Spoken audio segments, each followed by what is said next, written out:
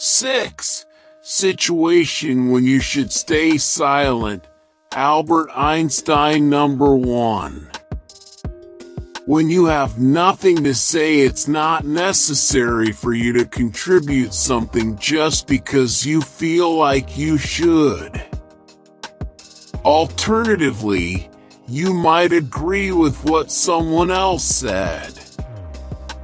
Even if it may seem embarrassing, it is usually preferable to remain silent than to speak only for the sake of speaking. When there is nothing else to say, let yourself say so. Be careful what you say, since once spoken, words can only be forgivable, not forgotten. Number 2. When your opinion is irrelevant. When your opinion is irrelevant, you should not speak up. It's never simple to admit and accept that, but it's critical even if our ego doesn't agree. 6. When you don't know enough about a problem, other people or experts, or your opinion has no impact on others, it's often best to stay silent simply because it's the wisest thing to do. Silence is the best response to someone who does not appreciate your remarks. Number 3. When your comments will cause harm when you should not speak up, it is because your words are more likely to be heartfelt than productive.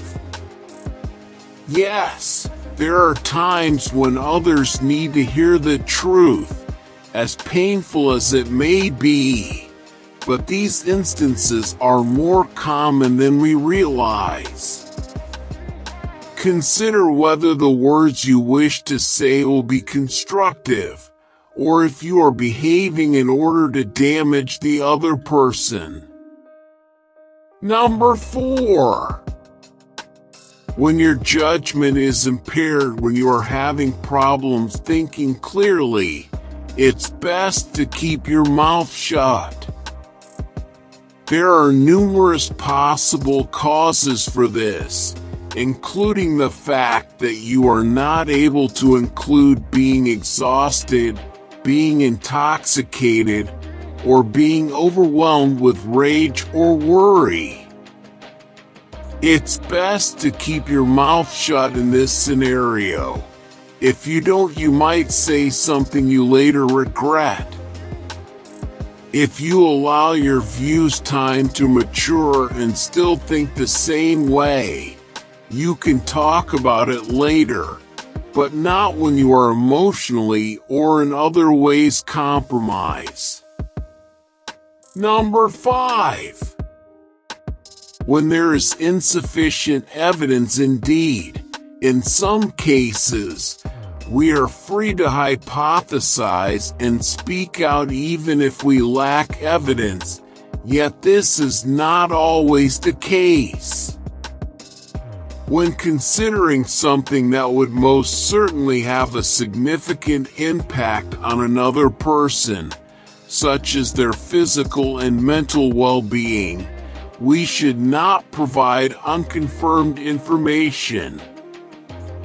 In some cases, hearsay is acceptable, but if our hearsay has the potential to influence a major decision, we should refrain from speaking.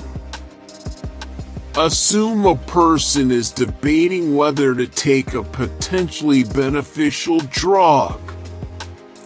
It's better not to bring up a rumor about a friend of a friend who used that medicine and experienced negative effects, unless you are convinced it's true.